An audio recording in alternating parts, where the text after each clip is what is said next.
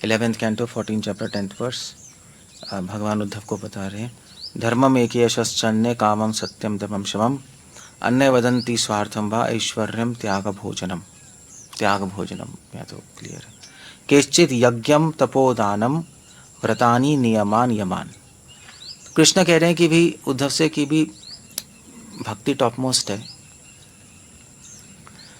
But question ये है कि भी अब वेद पढ़ने में तो क्लियर है भक्ति है, तो बाकी लोग बाकी और चीज़ें क्यों करते हैं?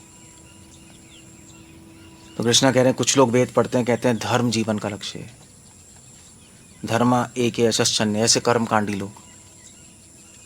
कुछ लोग कहते हैं कामम सत्यम दमम शमम, कि सत्य दमा क्षमा इंद्रिय निग्रहण करना, सत्य बोलना जीवन का लक्ष्य है। तो जो सतोगुण में रहने वाले लोग हैं वो प्रोफेस करते हैं भी सच बोलो, है ना, समाज में ही है, सच बोलो, देखो अपना थोड़ा माइंड कंट्रोल करो। अन्य वदंती स्वार्थम वा, और कुछ लोग कहते हैं कि स्वार्थ ही जीवन का लक्ष्य है, जैसे कामासूत्र, इच्छाएं पूरी करो। ये संसार के लोग अपनी थ्योरीज बनाते हैं। नहीं, ऐश्वर्यम त्याग भोजनम, कुछ लोग वेद पढ़ते हैं, कहते हैं भी त्याग जीवन का लक्ष्य है, ज्ञानी योगी लोग नहीं। कुछ लोग कहते हैं भोजन जीवन का लक्ष्य है, खाना ऐश करना, चार्वाक फिलॉसफी, सारी फिलॉसफीज आ रही हैं यहाँ पर। केश्चित यज्ञम तपोदानम, कुछ लोग कहते हैं यज्ञ दान तप जीवन का लक्ष्य है, जैसे आपके जो लोग क्या कहते हैं यज्ञ करते रहते हैं लोग, आर्य समाज जैसे फॉर एग्जाम्पल, वो यही जीवन का लक्ष्य है। कुछ लोग कहते हैं दान करना, कुछ लोग कहते हैं व्रतानी नियमान यमान, कुछ लोग कहते हैं नियम यम फॉलो करना, योग फॉलो करना जीवन का लक्ष्य है। तो अलग अलग सिद्धांत है लोगों के, अलग अलग फिलॉसफीज हैं। मगर क्वेश्चन ये है कि अगर वेदों में इतना क्लियर है कि भक्ति जीवन का लक्ष्य है, तो फिर ये लोग ऐसे कैसे कह रहे हैं? ये भी तो वेद पढ़ रहे हैं, न्याय वैश्य का कर्ममीमांसा वेदांत, सब लोग वेद पढ़ रहे हैं, और वो जो अलग कह रहे हैं और हम अलग कह रहे हैं, किताबें वेद ही हैं। सो प्रॉब्लम क्या है? वो सही है, हम सही हैं? ये क्वेश्चन है, सिंपल क्वेश्चन नहीं है, क्योंकि इसके लिए तो या तो आप सारे वेद पढ़ के फिर डिसाइड करो। सो इसका आंसर क्या है? इसका आंसर कई तरीके से हो सकता है। क्वेश्चन समझ आया? तो इसका आंसर कई तरीके से हो सकता है। श्रीधर स्वामी लिख रहे हैं कि प्रॉब्लम यह है कि वेद बहुत सारे खो चुके हैं, लॉस्ट हो चुके हैं। ऋग्वेद की बहुत सारी शाखाएं खो गई हैं, यजुर्वेद की शाखाएं खो गई हैं, इन्हें एक्सटिंक्ट है, और जो है हमारे पास वो भी कुछ कुछ पोर्शन है वेदों के। तो अब आधे पौने ज्ञान से आधा पौना कंक्लूजन निकलेगा नहीं, पूरे है ही नहीं। तो लोगों ने वेदों का कुछ भाग पढ़ के कुछ निकाल लिया, कुछ भाग करके कुछ निकाल लिया, कुछ भाग पढ़ के कुछ निकाल लिया, पूरे है ही नहीं कि निष्कर्ष पता लगे, इसलिए लोग कंफ्यूज्ड हैं। श्रीधर स्वामी इस तरह से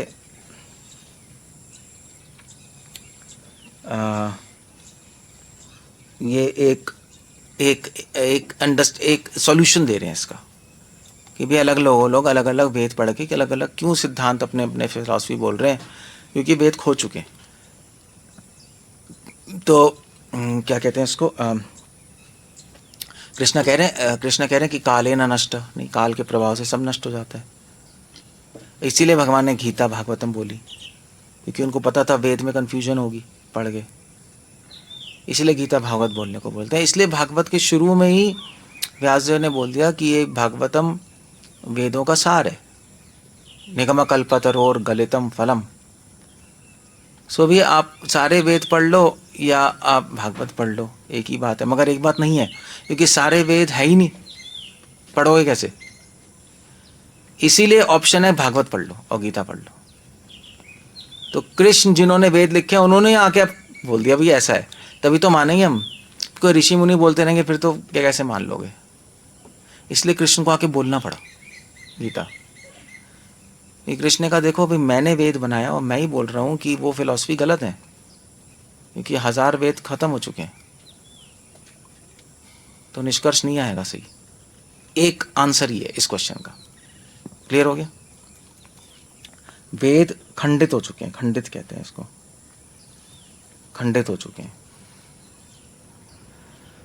ओके, दूसरा है वेदों में, चलो मान लीजिए ठीक है, चलो अगर मान लीजिए वेद, मान लीजिए सारे हैं भी, मान लीजिए हैं, चलो ऐसा मान लेते हैं, खंडित नहीं हुए, ऐसी हवा में मान लेते हैं, हाइपोथेसिस। फिर भी वेदों में 3 टेक्निक यूज की जाती है, 3 टेक्निक्स हैं। तो वेदों में बोला गया है कि धर्म जीवन का लक्ष्य बोला गया है, काम सूत्र में बोला गया काम काम इच्छाएं पूरा करना जीवन का लक्ष्य है, नहीं।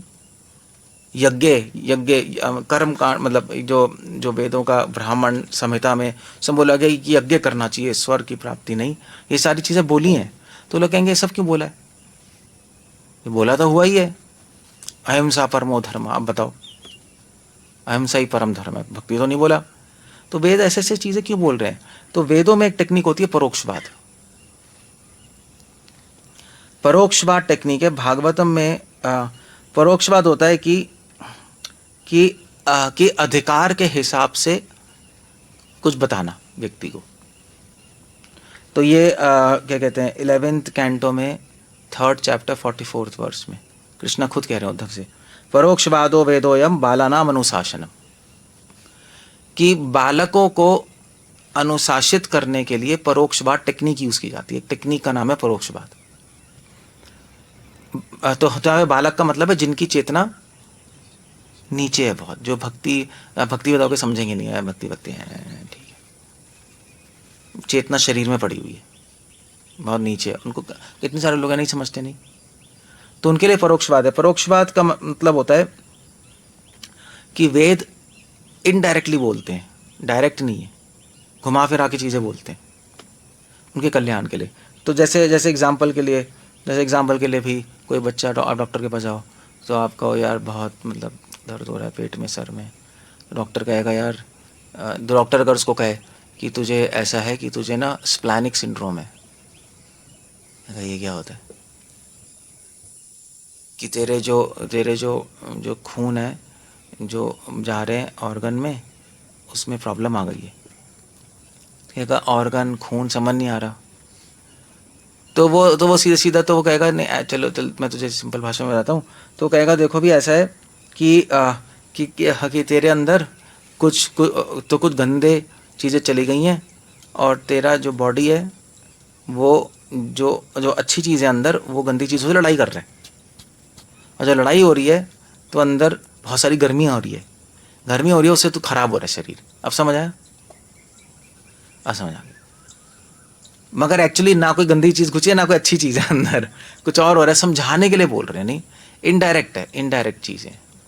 जैसे बच्चे को समझाने के लिए नहीं बोलते कभी कभी, जैसे बच्चे को बहुत डर लग रहा है तो कहते हैं अभी गब्बर आ जाएगा सो जा, शेर आ जाएगा सो जा, ना शेर आएगा ना कुछ होएगा, उसको सुलाने के लिए बोला गया।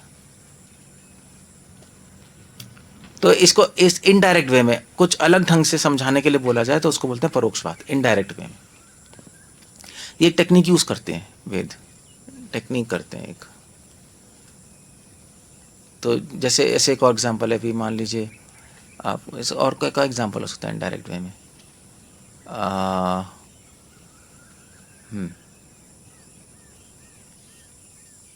मतलब कोई एग्जांपल यूज करके समझाओ, अगर वैसे समझ नहीं आ रहा तो वो परोक्षवाद हो गया, बस ऐसा है और कुछ नहीं। तो एक टेक्निक है। दूसरी टेक्निक है कि एक टेक्निक है रोचनवाद। तो एनीवे, तो जैसे वेद कहेंगे भी, जैसे वेद कहेंगे तो रोचनवाद होता है कि कृष्ण खुद कह रहे रोचनवाद, फलश्रुति कुसुमिता रोचन अर्थ भोक्तुर न तू, 11th कैंटो में कह रहे हैं कि कभी कभी वेद ना आपको फलश्रुति देते हैं कि यज्ञ करोगे स्वर्ग मिलेगा, लिखा हुआ है वहां, तो उसके बहाने लोग यज्ञ करते हैं। तो जो लोग कुछ भी नहीं करना चाहते, भोगी टाइप है, उनको वेदों में लाने के लिए एक टेक्निक यूज की जाती है। भैया हरिद्वार में गंगा में स्नान करोगे सारे पाप खत्म हो जाएंगे, अरे हम जाएंगे, क्योंकि उनको कुछ चाहिए ना, उनको कुछ चाहिए, वो ऐसे ऐसे गंगा में स्नान करो भक्ति मिलेगा, भक्ति भक्ति क्या करना, कुछ फायदा होगा नहीं होगा। इसलिए वेदों की टेक्निकें कुछ फायदा देते हैं भोगी लोगों को कि वेदों के अंदर आ जाए, वेद पढ़ने तो लगे, संतोष तो मिले, कुछ तो हो। इसको बोलते हैं रोचनवाद। फलाश्रुति, जैसे गजेंद्र मोक्ष पढ़ो तो गजेंद्र मोक्ष के अंत में दिया जो गजेंद्र मोक्ष पढ़ेगा उसको बुरे सपने नहीं आएंगे। तो सही भी है, बुरे सपने नहीं आएंगे आपको। गजेंद्र मोक्ष पढ़ने का लक्ष्य ये नहीं है, फल है। वेद झूठ नहीं बोल रहे, फल हो सकता है। आप कहो यार वेद इसने झूठ बोल रहे हैं, यज्ञ करने से स्वर्ग मिलेगा। यज्ञ तो विष्णु की संतुष्टि के लिए, वो फल है। लक्ष्य यज्ञ का क्या है? विष्णु को संतुष्ट करना।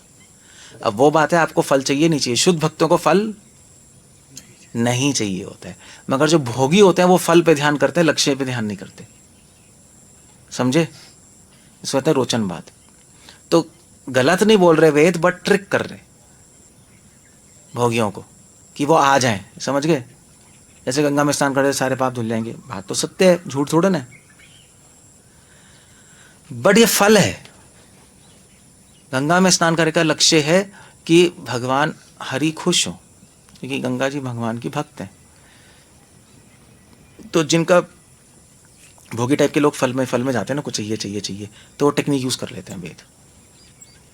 समझ गए? जैसे ऐसे नाम लेने से सारे पाप कट जाएंगे, नाम लेने से मतलब क्या सब कुछ हो जाएगा, तो हाँ मैं नाम लूंगा, मैं नाम लूंगा। ऐसी है ना, ऐसी है। तो भोगी लोगों को बोलना पड़ता है नाम लेने से मुक्ति मिल जाएगी, एक नाम लोगे मोक्ष मिल जाएगा। जगन्नाथ यात्रा में आप रस्सी खींचोगे तो सारे कर्म कट जाएंगे, जन्म मृत्यु कट जाएगी। तो आदमी रस्सी खींचने आएंगे, भैया एक बार छू तो लो रस्सी। तो उसके लिए ज़रूरी है वो, वरना घर में बैठा रहेगा। उसको घर से निकालने के लिए, रथ यात्रा के पास लाने के लिए बोलना ज़रूरी है। आप कहोगे कि झूठ है? झूठ नहीं है, सत्य है। क्योंकि वेद झूठ थोड़ा ना बोलते हैं, सत्य है, बट लक्ष्य नहीं है। वो रथ का रस्सा खींचने का लक्ष्य है कि हम जो भी रथ यात्रा में, कि हम कृष्ण को हम कहाँ से ले जा रहे हैं? द्वारका से वृंदावन ले जा रहे हैं। वो लक्ष्य कि उनमें प्रेम आए, उनको अपने हृदय में लेके आए। तो इसलिए ये कभी कभी वेद रोचनवाद यूज करते हैं। इसको रोचनवाद या इसको कहते हैं फलाश्रुति। तो भोगी लोगों के लिए ज़रूरी है ना। जैसे कीर्तन में कहते हैं ताली बजाओगे सारे पाप उड़ जाएंगे, ठीक है, मतलब गलत नहीं है। आप ताली बजाओगे तो पाप खत्म होते हैं, क्योंकि कीर्तन में खुश हो रहे हो। बट उसके लिए हमने, वो फल है, हम नहीं करते। हम ताली बजाते हैं कि हमें खुशी हो रही है, कृष्ण महान है। So that's a point. इसको कहता है रोचनवाद। ये भी स्ट्रैटेजी यूज़ करते हैं। तो इसलिए लोग अलग अलग अपने सिद्धांत बना लेते हैं। कुछ लोग कहते हैं भाई कर्म कांडने का भी यज्ञ जीवन का लक्ष्य है। क्यों? क्योंकि यज्ञ से स्वर्ग मिलेगा। देखो अभी स्वर्ग मिल रहा है, मतलब अच्छा है ना, तो यज्ञ ही करना चाहिए फिर। तो सिद्धांत बना दिया उन्होंने, पूरा नहीं समझा, इसमें फंस गए। समझ गए? So like that.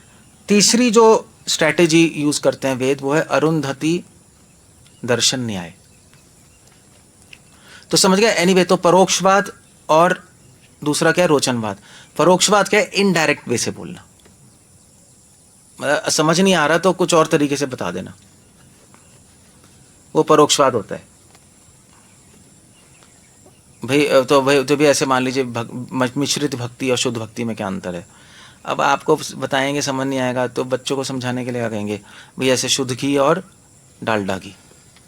हाँ अब आ गया, डालडा में मिलावट है ना, तो समझ आते हैं। तो वो इनडायरेक्ट वे, मगर घी की बात ही नहीं हो रही घी की थोड़ा ना बात हो रही है, वो तो आपको समझाने के लिए बोल रहा है, बात हो रही है भक्ति की। मगर आदमी कहेगा अरे वेद कह रहे हैं शुद्ध घी और डालडा घी, वो घी में फंस जाएगा वो घी में घुस जाएगा, वो बात ही नहीं हो रही वो। तो वेद कह रहे हैं कि भी ऐसे हम हरि नाम करते हैं, शुद्ध हरि नाम करो। तो हरि नाम यज्ञ है। तो समझाने के लिए हरि नाम क्या है बोल रहे हैं? यज्ञ है। अब कहोगे अरे हरि नाम यज्ञ है, तो फिर हम यज्ञ भी कर सकते हैं। स्वाहा वाला लिखा है ना हरि नाम यज्ञ है, तो आर्य समाज वाले कहेंगे हम तो यज्ञ कर रहे हैं, ठीक तो है, फिर तुम हरि नाम करो, हम यज्ञ कर रहे हैं, क्योंकि बोला हरि नाम यज्ञ है। मगर हरि नाम यज्ञ वो समझाने के लिए बोला है कि हरि नाम में त्याग होना चाहिए, निस्वार्थ होना चाहिए, ये समझाने के लिए बोला है। थोड़ा ना बोला कि यज्ञ है करना है, नहीं समझे? तो परोक्षवाद में आदमी फंसता है, रोचनवाद में आदमी फंसता है। अब फंसता क्या है? मतलब समझाने के लिए बोलना पड़ता है, बट जिनकी बुद्धि कम है वो वहीं फंस जाते हैं। और कुछ लोगों के लिए ज़रूरी भी है, रोचनवाद तो ज़रूरी है भोगियों को लाने के लिए, परोक्षवाद ज़रूरी है बालकों को समझाने के लिए, मगर वो एग्जाम्पल में फंस जाएगा। अब वो उसकी प्रॉब्लम है नहीं, मगर चलो किसी तरह फंस के वैदिक दायरे में तो आ गया। ये है ना, भोगी तो नहीं, पागल तो नहीं भाग रहा इधर उधर। तीसरा है अरुंधति दर्शन न्याय। अरुंधति दर्शन न्याय क्या है कि जैसे ये नहीं होता, जैसे भाई मान लीजिए कोई तारा है, तो आप कहो यार तारा दिखाई दे रहा है छोटा सा, वो कह रहे कुछ नहीं दिखाई दे रहा, समझ नहीं आ रहा। तो आप कहो देखो अभी पेड़ दिखाई दे रहा है, तो पेड़ की तो मैं वो दिखाई दे रही है टहनी, हाँ टहनी, वो टहनी के बिल्कुल पीछे साइड में देखो तारा है, तो कहेगा हाँ आप दिखाई दे रहा है ना। तो टहनी और तारे का कोई लिंक है? हो टहनी का है, मगर ज़रूरी है उससे तारे को बताने के लिए। उसी प्रकार कभी कभी वेद कहते हैं धर्म लक्ष्य है, त्याग लक्ष्य है, तपस्या लक्ष्य है, इच्छाएं धर्म अर्थ काम मोक्ष ये लक्ष्य है। ये बता रहे हैं, तुम्हें दिखाई दे रहा है, ये उनके लिए बता रहे हैं जिनका अधिकार बहुत लो है, उसको दिखाई नहीं दे रहा भक्ति पता नहीं भक्ति क्या है, पता नहीं क्या है, भैया छोड़ो सब हम भोगी बन रहे। नहीं, इधर आओ। धर्म दिखाई दे रहा है, अच्छा काम कर सकते हो, हाँ ये दिखाई दे रहा है। त्याग कर सकते हैं, हाँ ये कर सकते हैं, ठीक है ये करते रहो। फिर उसके बाद कहेंगे हाँ ठीक है, तो ये वो जीवन का लक्ष्य ही है, तो हाँ ठीक है हम ये कर लेंगे, तो करेंगे। फिर उसके बाद धीरे धीरे कहेंगे यार अब ये किसके लिए करना है, विष्णु के लिए, वेदों में लिखा है देख रहे हो, तो विष्णु फिर दिखाई देने लगेंगे। समझ गए? इसको बोलते हैं अरुंधति दर्शन न्याय। तो ये भी ज़रूरी होता है। तो वेदों में कुछ टेक्निक्स हैं जो कि यूज़ करते हैं।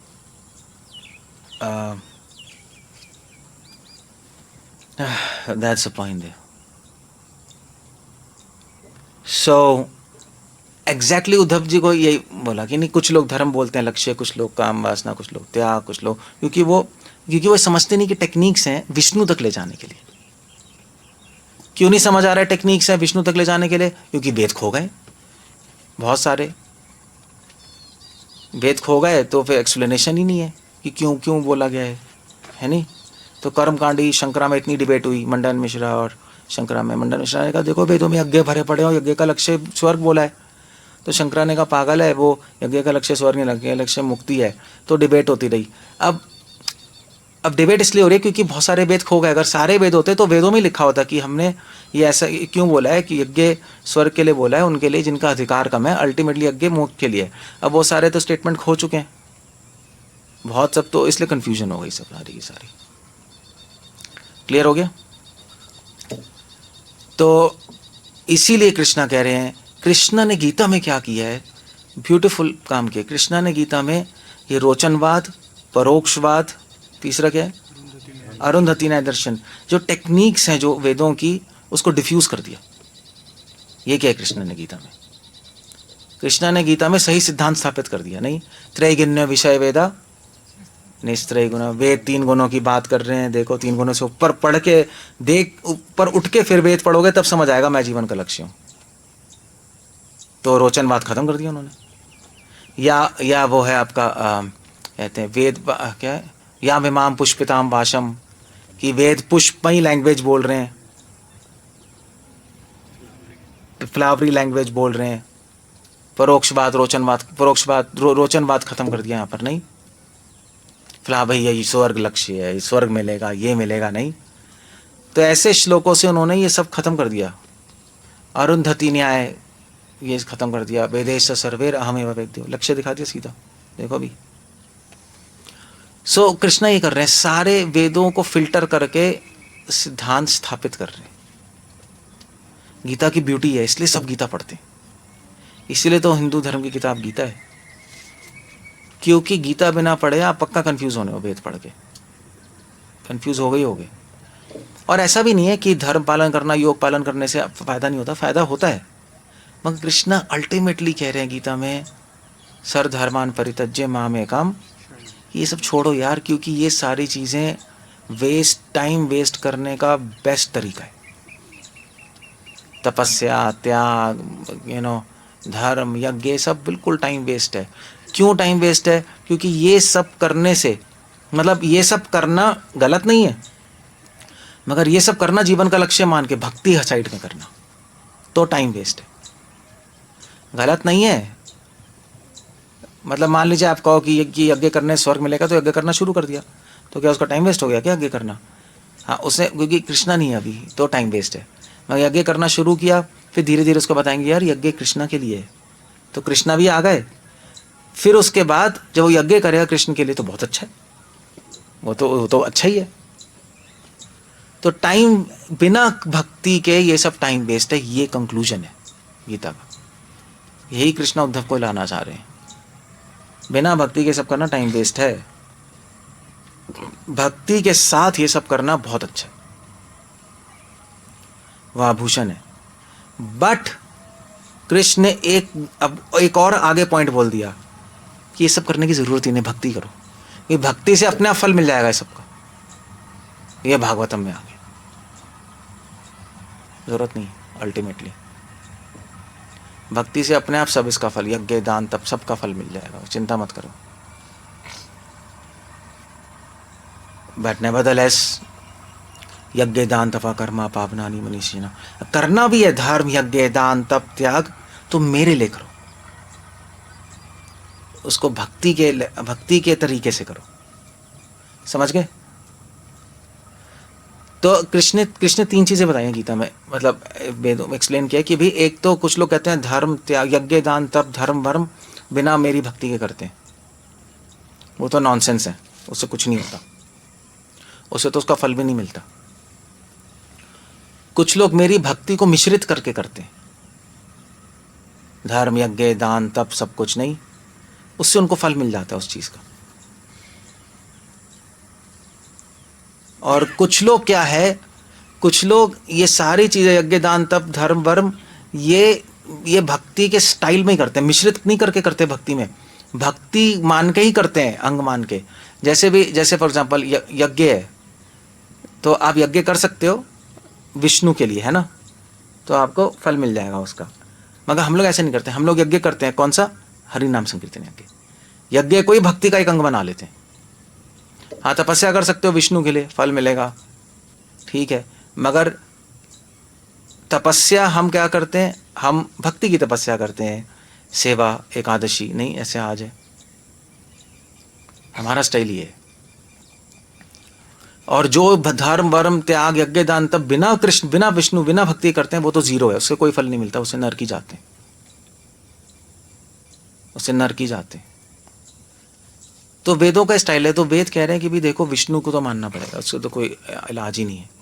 जो लोग वेदों से धर्म ज्ञान तप वप निकाल के विष्णु को डिलीट कर देते हैं, वो तो नरक है नहीं। जैसे चारवाक कर्मकांडी मायावादी, वो तो गए काम से।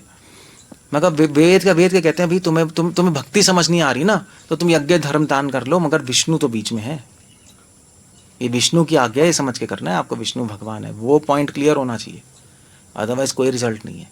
तो इस संसार में जितने भी लोग कर रहे हैं वो तो नास्तिक ही है नहीं, योग करने वाले कर्मकांडी लोग यज्ञ वाले सब नास्तिक हैं, उनको तो वेदों का जो फल है वो भी नहीं मिलने वाला, समझे, वो भी नहीं मिलेगा उनको, बिना विष्णु के कोई फल नहीं मिलता। पहले जमाने में जो भक्ति नहीं मानता था उनके लिए फिर था दान व्रत नियम धर्म त्याग, मगर उनको सबको क्लियर था विष्णु भगवान है, ये क्लियर था। मगर वो इंटरेस्टेड किस में थे, विष्णु में नहीं थे, किस में इंटरेस्टेड थे, फल में, इसलिए करते थे वो लोग, ठीक है। मगर करते करते करते उनको फिर साधु संग करते करते विष्णु में इंटरेस्ट आ जाएगा, विष्णु में इंटरेस्ट आ गया, इसका मतलब भक्ति आ गई, फिर कह देते फल की क्या जरूरत है, प्रमोट हो गए ना, नेक्स्ट क्लास में चले गए। तो ये टेक्निक थी धीरे धीरे ऊपर लाने की, बस ये तरीका है और कुछ नहीं। तो हमें भी समझना चाहिए जब हम पढ़ रहे हैं भागवत शास्त्र, अब भाई कई शास्त्रों में लिखा हरि नाम से सारे पाप कट जाते हैं, हरि नाम से मुक्ति मिल जाती है, हाँ हम करेंगे, ये सोच के करोगे तो प्रॉब्लम है, फिर आप रोचनवाद में फंस गए। हम नहीं करते, फिर आप भक्ति से आउट हो। हमारा इंटरेस्ट फल में नहीं, हमारा इंटरेस्ट कहाँ है, हाँ भगवान कृष्ण में। तो इंटरेस्ट अगर आपका इंटरेस्ट इन चीज़ों में जाएगा, तो इसका मतलब ये आपकी प्रेरणा है भक्ति करने की। यानी ऐसे एकादशी कर रहे हैं हम आज, नहीं एकादशी सारे पाप खत्म हो जाते हैं, अगर आप ये सोच के कर रहे हो आप भक्ति से आउट हो, हम नीचे आ गए। हम इसलिए नहीं कर रहे सारे पाप खत्म हो जाएंगे, हम इसलिए कर रहे हैं कि हरि संतुष्ट होंगे। इसलिए हमारे भक्तों का फोकस भजन पे होता है, ज़्यादा भजन करने में। जो और लोग करते हैं एकादशी, उनका फोकस होता है कि भैया हम अन्न नहीं खाएं, हम पाप नहीं करें, उनका फोकस ये होता है ना।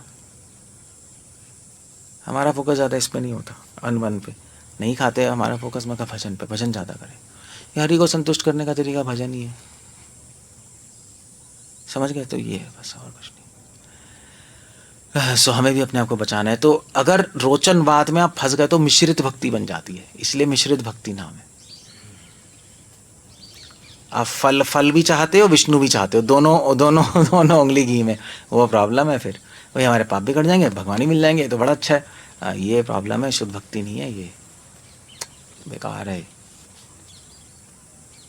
तो ये भी एक बीच की स्टेज है। कुछ लोग तो पाप ही काटना चाहते हैं, भोगी लोग एकादशी करके।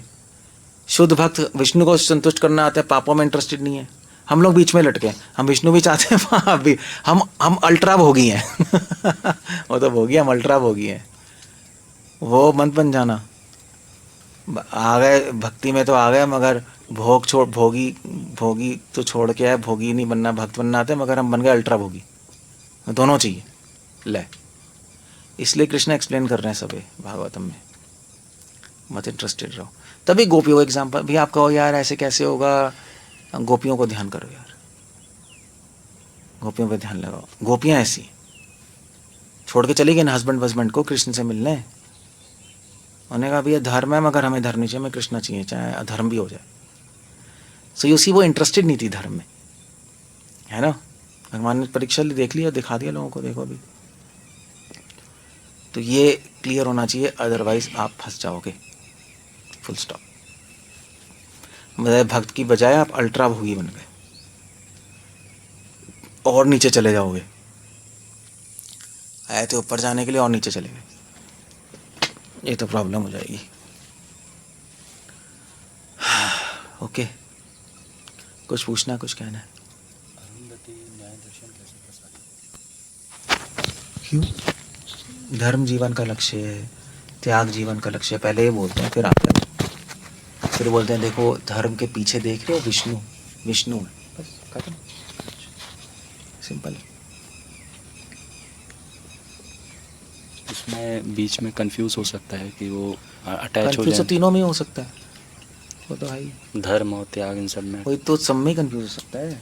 रोचनवाद फंस तो सकता है, तभी साधु संग चाहिए। डायरेक्ट डिवोशन सही है। मगर चॉइस भी क्या है, वो भक्ति में आ ही नहीं रहा, तो उसको ऐसे ही बोलना पड़ेगा। क्या बोलेंगे? मगर नारद मुनि ने व्यासदेव से आके कहा कि भैया ये तो गड़बड़ है, क्योंकि अब ये स्ट्रेटेजी काम नहीं करेंगी कलयुग में।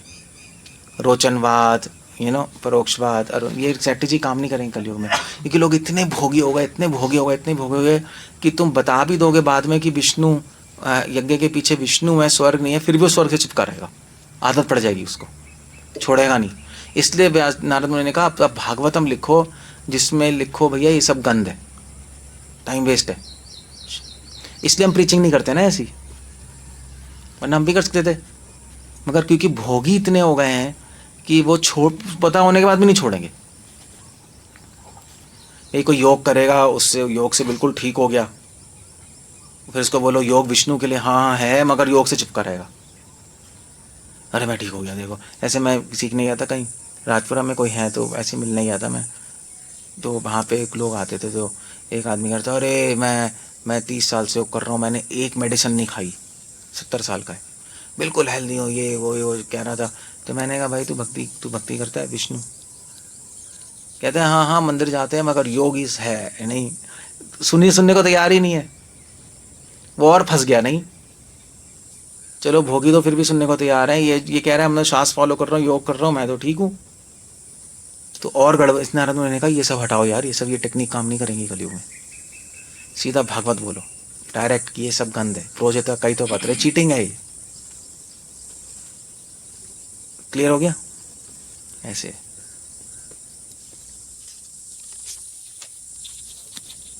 ये स्ट्रैटेजी इस बीच वाले लोगों के लिए, ना सबसे नीचे ना सबसे ऊपर वो तो सीधा पावरफुल चीज चाहिए, डायरेक्ट मैसेज।